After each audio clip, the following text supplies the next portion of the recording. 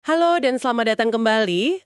Kali ini kita mau coba kupas tuntas nih pemikiran Yuval Noah Harari dari bukunya 21 Lessons for the 21st Century. Khususnya kita fokus ke bab soal kebebasan, gimana sih big data itu mulai mengintai, bahkan mungkin mengancam kebebasan kita. Kita pakai kutipan-kutipan penting dari bukunya sebagai sumber. Nah, kita coba bongkar ya, gimana kemajuan teknologi, terutama AI dan big data ini mulai mengusik konsep-konsep dasar kita kayak kebebasan individu, pilihan pribadi kita gitu. Buku ini dan cukup lugas ya nunjukin potensi bahayanya. Oke, kita mulai dari dasarnya dulu kali ya, soal liberalisme. Kan selama ini kita diajarin atau kita percaya lah ya kalau otoritas tertinggi itu ya ada di perasaan dan kehendak bebas kita sebagai individu. Contoh gampangnya, waktu referendum Brexit itu kan, yang ditanya bukan apa yang paling logis menurut Anda, tapi lebih ke apa yang Anda rasakan. Jadi perasaan jadi patokan gitu. Betul, betul. Tapi, nah disinilah sains modern, eee, terutama neuroscience sama ekonomi perilaku itu, datang bawa sudut pandang yang agak beda. Ternyata, apa yang kita anggap kehendak bebas itu, kalau dibedah secara ilmiah, lebih mirip kayak kalkulasi super cepat dari miliaran neuron di otak kita. Jadi pilihan kita soal makanan, pasangan hidup, bahkan mungkin pandangan politik, itu sebenarnya bukan dari semacam roh bebas yang, gimana ya, misterius gitu. Itu hasil proses biokimia di otak, bisa dibilang algoritma biologis lah, ya proses kimia dan listrik aja di otak yang nentuin keputusan.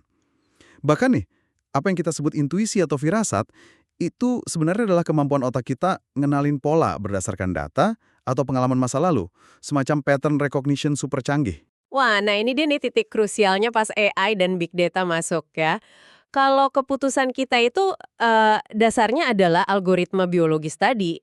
Terus gimana jadinya kalau ada algoritma eksternal kayak AI yang didukung big data yang bisa membaca algoritma biologis kita? Bahkan mungkin ya, bisa lebih paham kita daripada kita paham diri sendiri. Ini kan ngeri ya potensi manipulasinya jadi, wah level baru banget. Ini udah bukan soal ngeretas komputer atau akun bank lagi, tapi ngeretas manusia.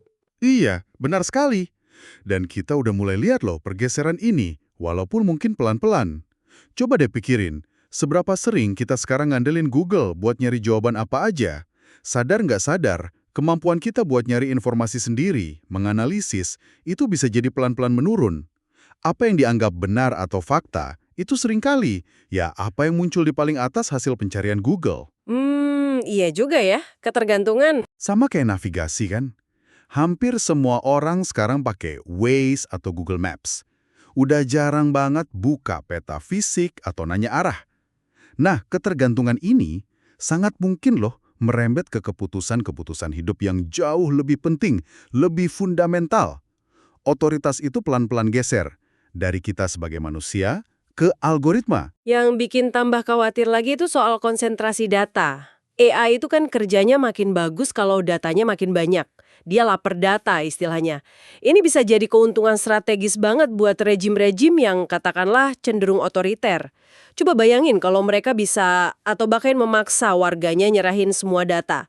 Data biometrik, riwayat kesehatan, DNA, mungkin nanti sampai data aktivitas otak. Dulu kan di abad 20, pemusatan informasi itu malah jadi kelemahan rejim totaliter, karena nggak efisien ngolahnya.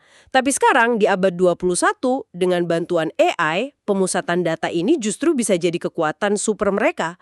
Ini yang Harari sebut sebagai potensi kediktatoran digital. Lus tapi menusuk. Nggak lagi cuma ngandelin polisi rahasia atau paksaan fisik, tapi lewat penguasaan dan manipulasi data pribadi kita. Dan jangan cuma mikirin pemerintah loh. Perusahaan teknologi raksasa, ya kita sebut aja Google, Facebook, mungkin Baidu, Tencent di Tiongkok, mereka juga pemain super besar dalam pengumpulan data ini.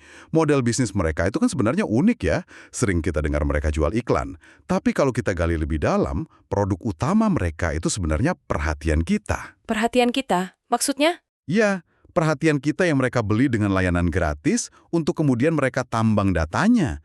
Data kita itu mah emas atau minyak baru di era digital ini. Jadi kita, para pengguna ini, sebenarnya bukan pelanggan utama mereka. Kita ini bisa dibilang produknya.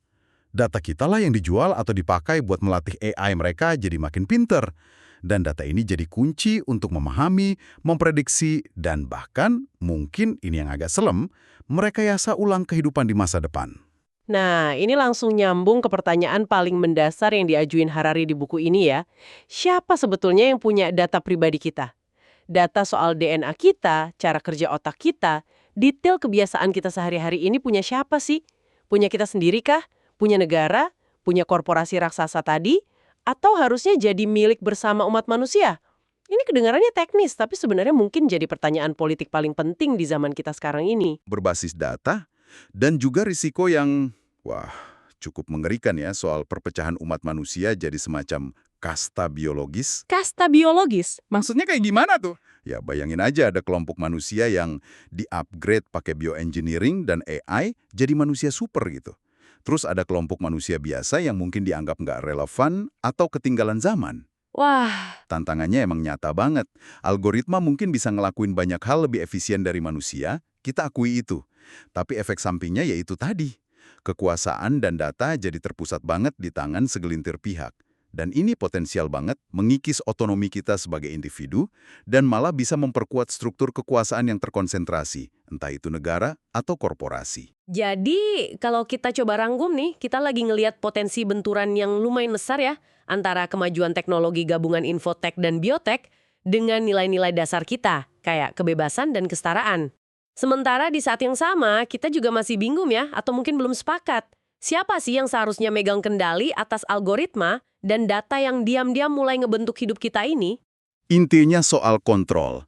Siapa yang mengontrol data, dia yang punya potensi besar mengontrol masa depan. Simpelnya gitu. Buku ini kan fokusnya mainnya siapa pemilik data ya, tapi mungkin ada pertanyaan lanjutan yang lebih personal buat Anda yang dengerin renungkan nih. Kalau nanti suatu saat algoritma eksternal itu benar-benar bisa memahami diri kita, keinginan kita, kelemahan kita, bahkan perasaan kita mungkin lebih baik daripada kita sendiri, terus apa dong artinya mengenal diri sendiri? Atau bahkan apa artinya memiliki diri sendiri di masa depan kayak gitu. Nah itu mungkin sesuatu buat kita pikirin sama-sama.